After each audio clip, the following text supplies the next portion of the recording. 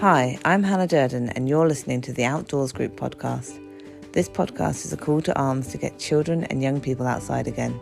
It's your one-stop shop for all things outdoor, child, young person and education related. Thanks for tuning in.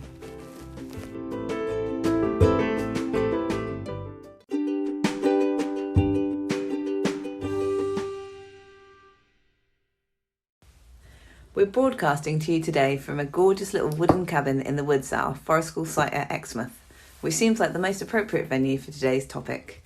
I'm joined here by Neil Martin, an experienced storyteller and, incidentally, our lead trainer for forest school leader training, to talk about the ancient craft of storytelling and its relevance in the screen-heavy world we exist in now.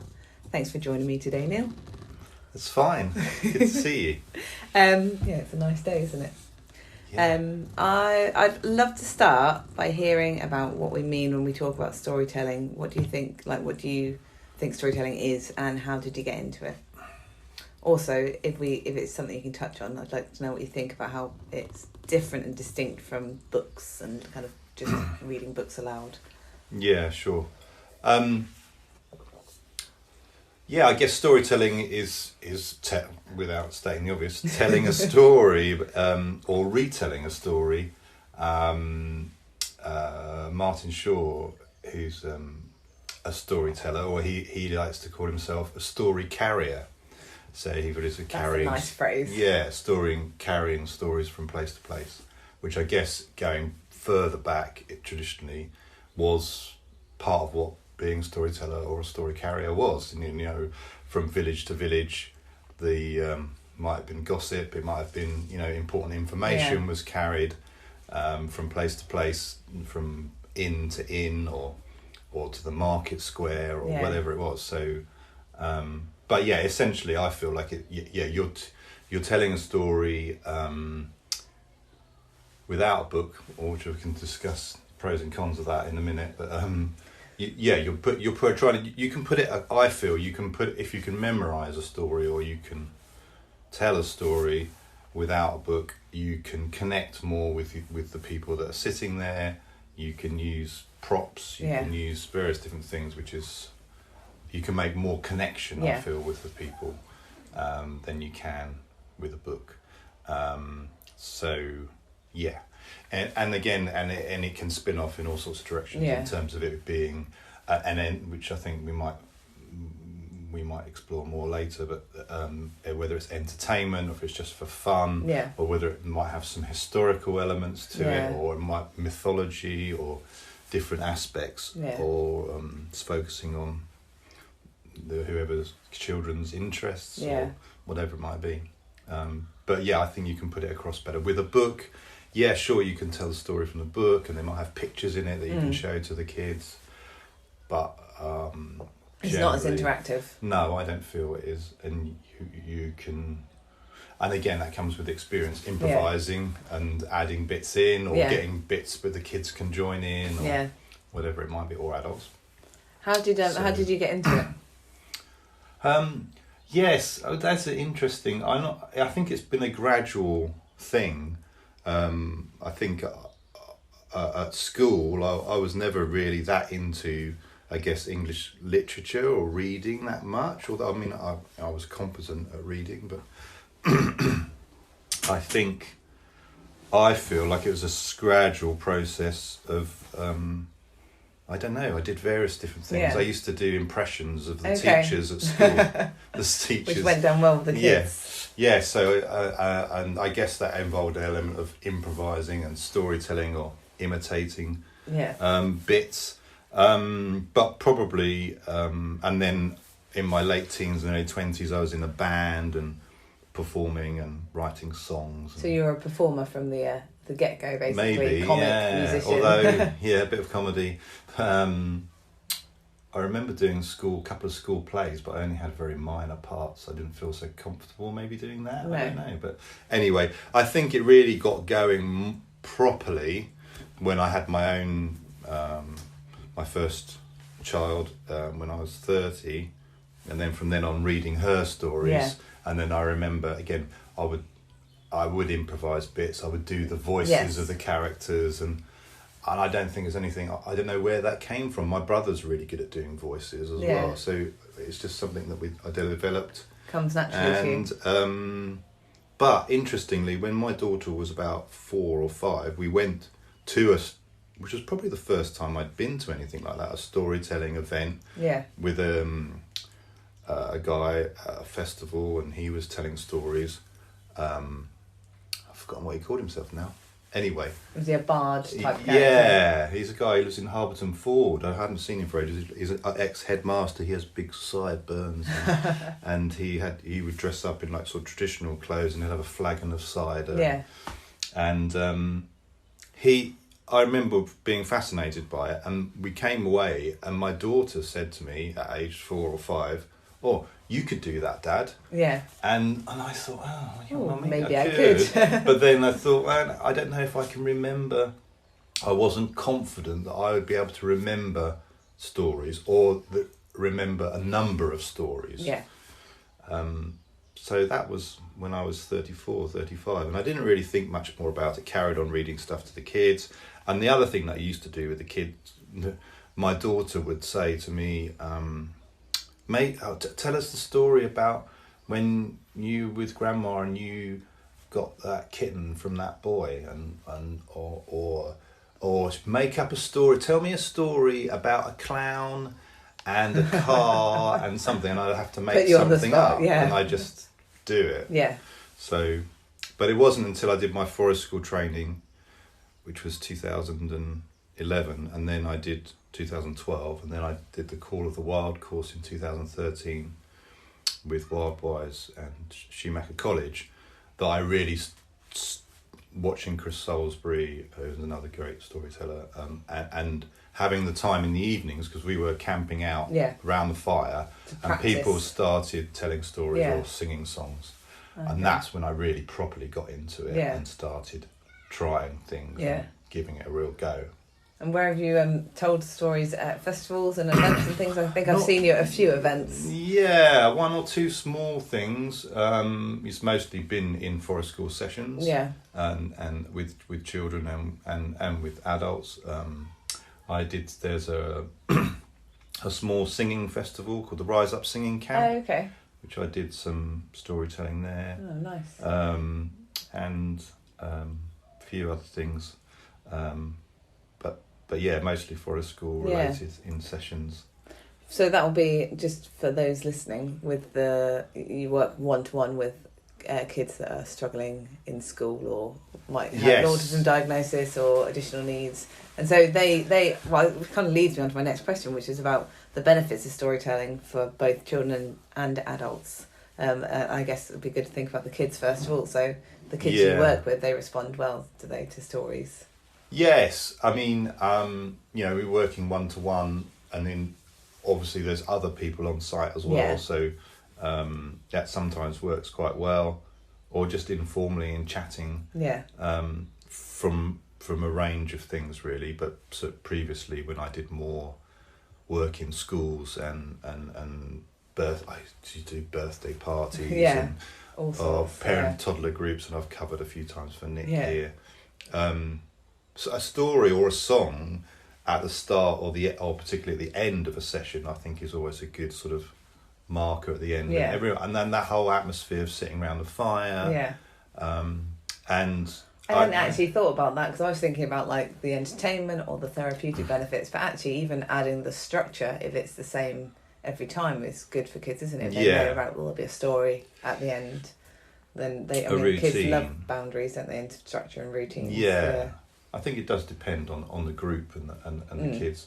But yeah, in a therapeutic sense, well, it's certainly social skills, listening skills, and connecting with nature around you as well, because you can use props from nature to help tell your story or help remember the story.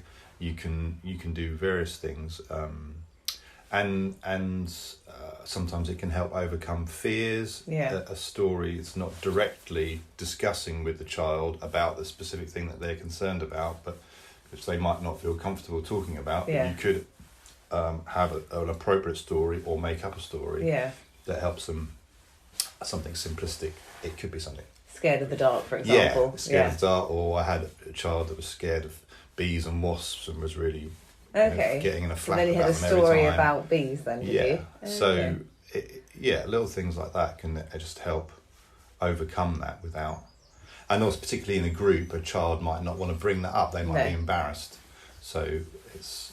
Whereas a story's not really directed at anyone, is it? So then they can listen and absorb without feeling like they've had special attention or been singled out for their fear. Yeah, exactly. Yeah, so... Well, I was going to say, I guess also, like, in terms of, like, I don't like the term necessarily morals, but, like, morality tales, like, I'm guessing with some learners it might be quite a good way to remind them of, certain behaviours and things through... Yes, like The Boy That Cried Wolf, for example. Yes. It's our classic example, isn't it? Yeah, a story with a moral or a story with a I was saying with a point, but with a message. Yes, yeah. You could say rather than a moral, if you like. Yeah. Message is nicer than moral. Yeah. So there's lots of those stories, and a lot of stories about understanding the world around you, and some of them might be a bit fantastical or a bit don't quite get that, but that's how people made sense of what was around them and how things were formed or how things happened. Just another tool in your kind of toolbox to help kids as they're... And I think it's another way, I might be jumping ahead. No, go for it. No, go for it. It's about screens and things, but it's just another way of interacting, isn't it? Everything's not laid on for you in this, like, whether it's a movie or whether it's a whatever, and you've got all the CGI and all the effects, but if you can convey something in that with just with a fire, with you telling the story, maybe a few simple instruments, you can get that interaction. And there probably is, which I can't put my finger on at the moment, research about it, how it fires up different parts of your brain, your imagination and things, to stimulate that in a different way, because you are, in a way, you're, as the storyteller, but also as the observer or the participant, you're having to work a bit harder to imagine, but to paint the picture. But once in your you mind, get into it, it's like, and I've had particularly adults when I've been telling a story and I've chatted with them about it afterwards, where some people want to like make eye contact with you and engage with you, enjoy it, and other people sit there and close their eyes, and that helps them stimulate those images more. Paint their own picture. So that's really interesting as well. It's different for different people. Yeah, and I guess actually, like, one story, like 5 people around the fire might all have a different imagery within their head, and that's quite cool, eh? Like, I was going to ask about screens, and we've kind of already started. But screens are like so one-dimensional, aren't they? And they're kind of, there's only one way to experience them, really, like films and video games and things, whereas storytelling, there's so much more to it, I'm guessing, especially when you're outside, because you've got, the bird song or the rain or the breeze, and as well as, and the fire, and as you say, the props and things. Yeah, and you can incorporate the other things that are happening naturally into the story if you need to. And I did the Dangerous Dads. That was another thing that I did, a Dangerous Dads weekend. The camp, they have a camp every year down at Forest and Beach, and obviously everyone has different experiences, but there was a lot of people sitting around the fire, dads and their kids, and some of the dads, while I was telling the story, were on their phone. Oh, that's rubbish, isn't it? And I thought, I will try not to let it bother me. And then at one point, did someone say something? Or? No, their phone didn't ring. I think a notification, they got a pling came on, and I incorporated that into the story just quickly, and I just which was totally out of context because the story was like a really old story, but I just went with it and just said, and then someone's phone rang, and then he picked it up, and the guy went red, and he was really embarrassed, and then he sort of put his phone away, and so without me directly challenging him, he just put it away. Got the point. It's funny though, but it's just that habit, isn't it? It's terrible. I was talking to someone yesterday about phones and saying that actually, like, we spend so much time trying to control our kids' screen time, but actually, as adults, sometimes we're even worse, like walking around with your phone in your pocket all the time, like, And there was a survey, I think, where they asked kids about their parents' habits, and it was really sad, like these kids being like, oh, I feel like mum's always looking at the phone while she's talking to me and stuff.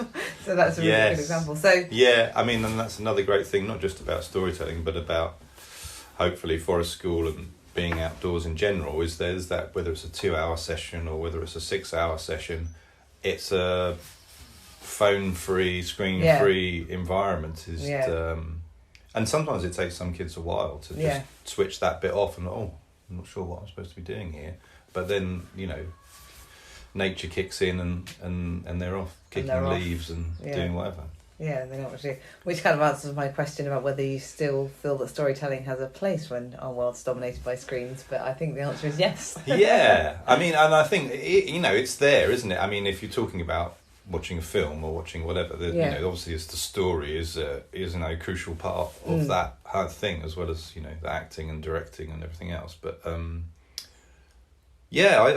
think it's crucial, whatever it might be, whether it's, passing on stories or and again, whether there's a message or a moral or whether it's overcoming fears or whatever, but it's still there are, I believe, 6 or 7 classic archetypal type stories and patterns, and they're still used now, and obviously Disney and fairy tale type things are still popular, but you're doing it in a more raw, if you like, or simplistic way. Do you have a favourite archetypal story type that you think you tend to lean towards? I do quite a lot of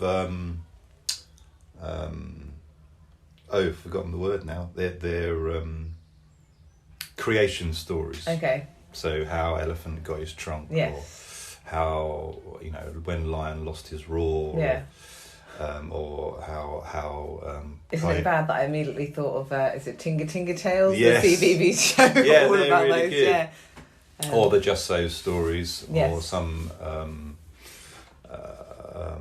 North American stories of how Coyote found fire, or what do you think it is about the creation stories that you like? I think it's just looking at things in a different perspective, and I mean, obviously, everything has its place, science and history and so on, but that's how people made sense of their world, and it's also, I think, again, it fires up your imagination, and for kids, particularly, younger kids might not, want to know or understand all the, they don't want to go into exact detail about how everything, evolution or whatever, but if that's a kind of a way in, and it might be a way in again, because they might have watched the Tinga Tinga Tales, or they might have, same with the argument maybe about using apps in the woods, and I don't like the idea of using apps because it means you've got to get your phone out. But if it's a way in, because you're used stepping to stone, then that's great. So but I those kind of stories are quite fascinating to me. Like I said, how people made sense of their world, or how they think things happened. And I'm guessing you find creation stories in all cultures around the world. Yes, North American ones, Aboriginal Australian ones, Indian, African. It's like educational benefit as well, then, isn't it? Thinking about where they've come from. Yes, tie that into a cultural aspect of, and linking things up, whether that's, with a story, and then maybe going away and making a God's Eye, or making charcoal, and when you're talking about how fire was made, and you make charcoal and make fire and connect all those things very cool, up. isn't it? I think so. I think it's just hopefully slowly dropping in there. I had it's a bit of an aside, but in a moment with my son the other day, he was like, I keep thinking, he's less and less interested in nature, more and more interested in screens. Yeah. And I'm not given up, but I just it's like, I don't want to keep battling with him about it. It's a battle that sometimes you have to. But we were walking down the road, and probably 40, 50 yards ahead, he said, "Oh, there's lamb's ears." And I said, "What?" And I wasn't paying attention. Yeah. I got closer to it, and there was the plants were in the top of the wall. Yeah. And he felt them. He said, "Oh yeah, they're definitely lamb's ears." And I said, without thinking, just said, "Well, how do you know that?" I said, "Because his mum's into gardening." I said, "Oh, did mum tell you that?" And he said, no, you told me ages ago. Did you have a proud dad moment? Yeah, because it was actually things obviously have stayed in there. Yeah, he's retained so that. He's retained some of the information. And also still has that sense of wonder to look ahead at the plants and go, oh, I think I know what that is. That's nice. That curiosity is still there. Yeah. Yeah. So, and they say that with some people, in fact, on one of the foraging courses we did, there was a lady who came, she'd bought the tip for herself for her 30th birthday. Yeah. And we started the session with doing a sit spot, so sitting for 15-20 minutes, just in silence and observing what's going on around you. And she got really excited. She said, oh my God, when I was 16, I did a weekend camp with Wildwires and we did a sit. And this man, he made us do a sit spot in the dark, and I wasn't very happy about it. And then after a while, I calmed down and sat there. And she said, and then this tawny owl came and landed on a branch about 10 feet from me. And she said, that's one of the best experiences in my life. Aww. So they say that you can have these experiences, whether it be through a story or through a nature connection experience, and it might only happen once or twice in your life, but it stays with you. Yeah. And in that positive experience, then hopefully you can pass that on to your children, because I think that's where some of the connections have got lost. And if your parents haven't done stuff in nature or out, then they haven't passed it to you. Anyway, we went off on we are off on a tangent. I was about to start talking about stories about shooting stars, but I won't. I know I had a thought about shooting stars, but that's for another day maybe. Not Vic and Bob. No. Going back to storytelling, do you think there's a certain age group that it appeals the most to? I always think about kind of primary school kids and parents engaging, but I was thinking about that middle gap of teenagers and young adults. Do you think they still enjoy it? What's your experience of who listens? Doing a parent toddler group, for example, is a really good one where they, everybody tends to get involved, and primary school kids. It seems to start to lose them a bit at like 11, 12, and then they might come back to it again when they're like 18 or something. But that teenage group is probably slightly harder to connect with, and I've found, I haven't done any work with teenagers for a while now, but I did quite a lot in Plymouth at one point, that don't say that you're going to tell a story. Don't call it a story. Or even say like you're going to start, because and they'll all walk away and mumble and grumble, and whatever it is, something to hook them in, and I found things like firelighting and surprisingly den building as well. They seem to really get into that, and then once a few sessions had gone by and I'd started to build a relationship with them, and then we started doing a bit of hanging out around the fire, and then just informally chatting with them, and then gradually dropped in a story or just something hopefully relatable or something that they were talking about, and it might have been through music or it might have been through something else, or a film, or but yes, this good, or get them involved somehow, where they might not formally telling you a story, but they might be telling you something about their life or something but it's got to be a bit more around a back door, and, sort of tell them a story without realising them realising that they're being told a story. And I think it is also with their peers. If they're with their peers, and they might, I'm not going to do that. But maybe if they've got younger siblings, or if they've come out as a family, that would be a different situation. There's something magic, isn't there, about teenagers looking after much younger siblings, which makes them engage in things that they wouldn't otherwise, because they go, I'm just doing it for little Robbie or whatever. I'm just doing it to keep her company, and then you can actually see them allowing themselves to enjoy it, but they can defend it because it's just their sibling. If they were with their peers, they'd be wanting to be cool, and my tween-age daughter has very much stopped playing, but if she's doing it for a little brother, she'll fully get back into it, and it's quite nice because she wouldn't do it otherwise. But it's just because he wanted me to. Yeah, I think it's important to keep that sense of fun and play and imagination, all those things. Yeah. Even as adults, and I've noticed it with adults that sometimes they might initially be a bit reluctant to kind of engage or let themselves go, but once they, I was a bit apprehensive about that, but actually I really enjoyed it. Yeah, yeah. So, yeah. Awesome. I was going to say before we draw to a close, but is there anything else about storytelling that you wanted to tell me, or do you think we've kind of covered most of the things that you'd like to tell people about storytelling? Yeah, I think we've covered most things. I think it's just that. Oh, actually, we haven't. It's just. I liked. We had a whole thing, didn't we, about we are all storytellers that you were saying. I remember. Yes. Just what tips would you give to someone that's thinking, I would love to tell my kids stories, or the class that I work with stories? Yeah, sure.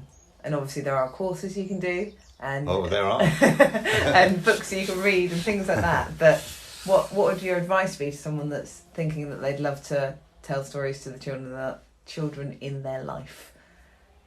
Yeah, I mean, if initially you feel more confident with a book, then that's fine. But it'd be quite good to at least have pictures in it and have some kind of engagement. But if you can learn a story and tell it off by heart, that would be great. I think again, like we said earlier, it's much more engaging. And presumably, when you say off by heart, it doesn't matter if they get the words. They change the words or whatever. It's just the gist of the story to have that in their head.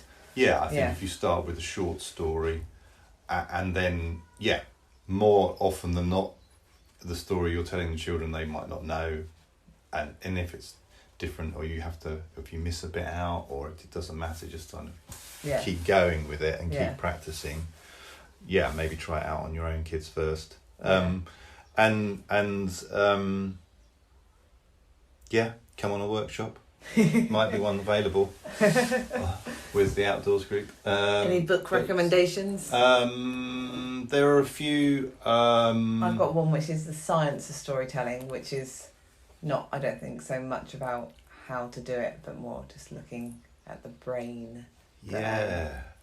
I haven't found a specific book that's like, that's the one. Yeah. But there are a few. I mean, Chris Holland's very good. He's got a few courses and he's got bits in his book as well as other forest school-y type things.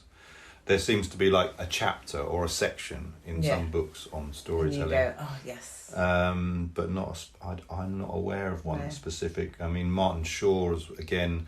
He's more looking at the mythology, but he's got a couple of books. One which focuses on one or two stories, and then he breaks it down and analyses the story and the meaning behind it. But again, it's not necessarily about telling you how to tell the story. No. So I think for me, it's memorising certain key parts of the story, and if you need props to help you, to remind you, that can help. But start with short stories, start small, build up your confidence, and work with what you've already got, because some people might have a forte, say, for art, and so they can incorporate drawings or making things as part of their story, or after they've told the story to represent what they've done. Some people might be good at doing voices, some people might not. Some people might be able to play the guitar or some else that incorporates it in. But like you said, we are all storytellers, and without realising it, you there's loads of stories that funny stories from when you were a kid, or something funny that your mum or dad did, or funny story down the pub. And you might be happy chatting with your mates or telling your friends about that, but then the thought of doing it in front of a group of people might be like, I can't do that. Yeah. But it's sort of being brave. Yeah. And I think for me, when I cracked it or felt like, it's okay, it was doing it around the fire at night time, so it was about to say at night, it's dark, so you don't feel like people are looking at you so much. Yeah, so quite so self-conscious, and keep doing it. Yeah. Don't be afraid to get it wrong, I guess. Yes, I think that's the thing. I think you don't get hung up on that. And there might be certain key points in the story where I'll remember the first paragraph or the first few sentences, and then then I get to that point, and then I memorise that next bit.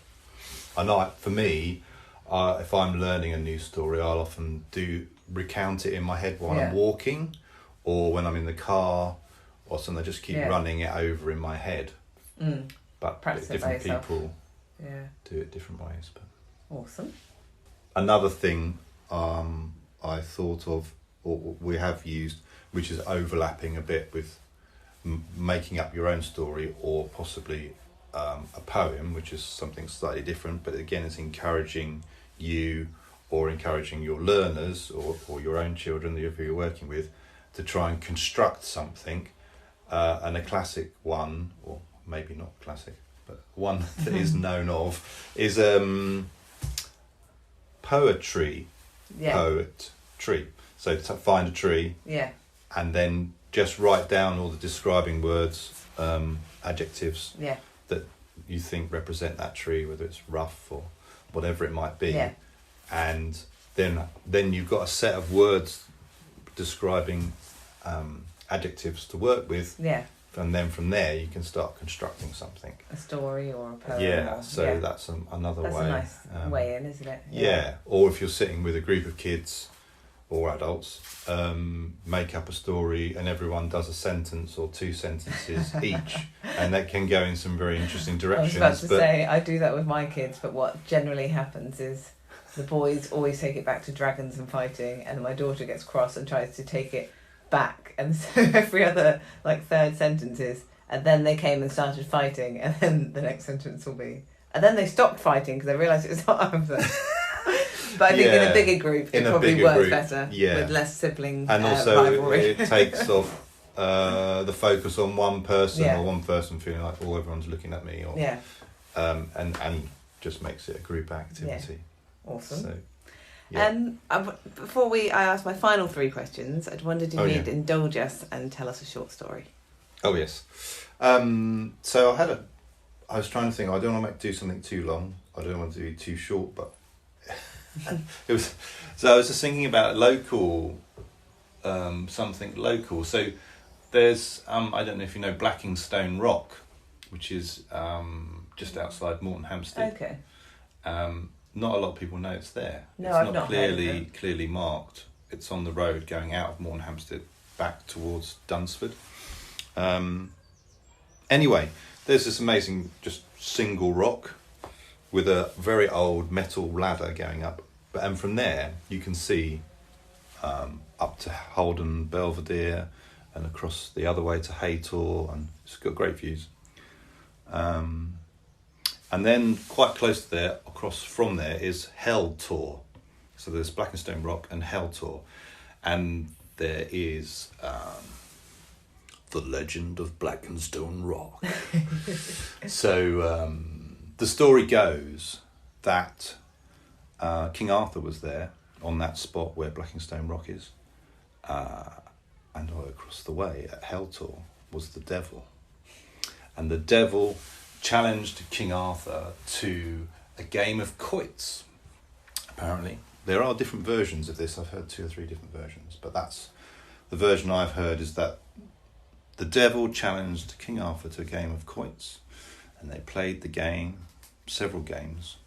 King Arthur kept winning, and the devil kept saying, let's have another game, and they kept going, and in the end King Arthur definitely won, and the devil was really angry and started picking up great granite boulders and throwing them around, and that is how some of the tours were formed. And that tour, particularly where Blackingstone Rock and the Hell Tour and some of the other tours around there, were formed by the devil getting angry because he lost at quoits to King Arthur, threw them around, and that's the story of how those tours were formed. And of course there are loads of stories about King Arthur and Dartmoor and the devil. We'll have to explore some more another day. Yeah, other stories for another time. I love the Dartmoor stories. Yeah, there's so many great ones. Brief, quick little snapshot. Thank you so much for joining me today in Nick's cabin in the woods, and thanks to Nick for letting us use it. Cool. I'm just going to ask 3 questions, which I've been asking everyone because it's a nice way to finish. My first one is, how do you relax?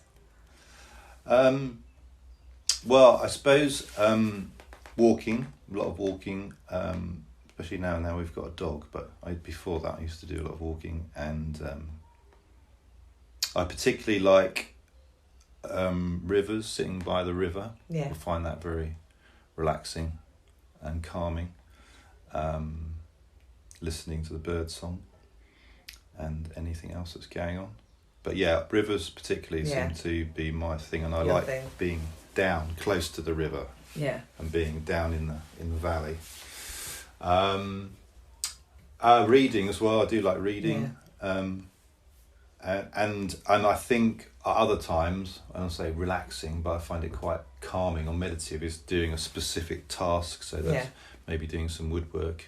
Yeah. A focused task. So that it takes your attention. Yeah.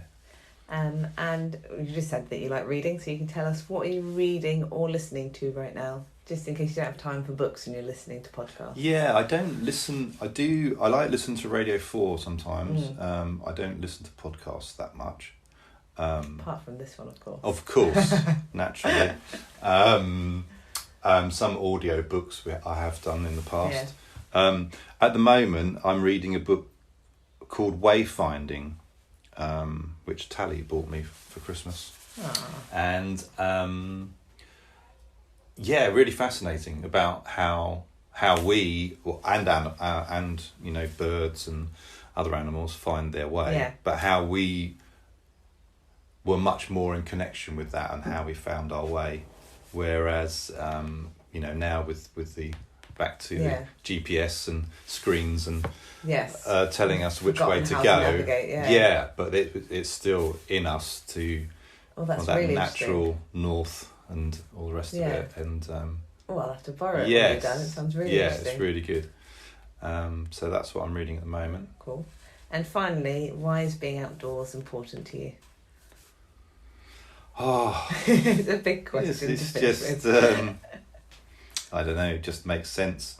I've always, I guess, even though I grew up in London, we had a relatively big garden for a suburban house, and just was always outside, and just makes sense to me. I mean, I know there's proof then with all sorts of things about the colour green and the fresh air and everything else.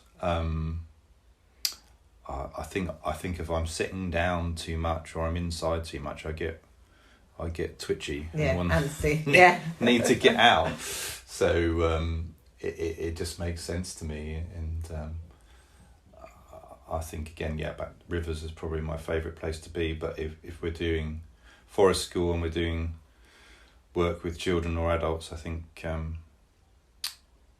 certainly obviously telling stories. But my other favourite thing is definitely, there's something magical about having a fire outside and fire lighting and cooking on the fire, as it, again, bringing people together. Food on the fire tastes better than any other food. Yes. And again, you haven't got any of those other distractions. It's just all awesome. I think it's good. Yeah. Obviously for your mental health, but also it's good for your all things, socialising, community, everything, taking care of nature, mind, body, and soul. Yeah. Awesome. Thank you so much for joining us today. Yeah, no worries. And it's been we'll fun. get you on again to talk about something else, maybe for a school leader training. Yes. In the future. Quite possibly. That'd be good. Yeah. Awesome. All right. Thanks very much, and I hope you enjoy the rest of your day. Cheers.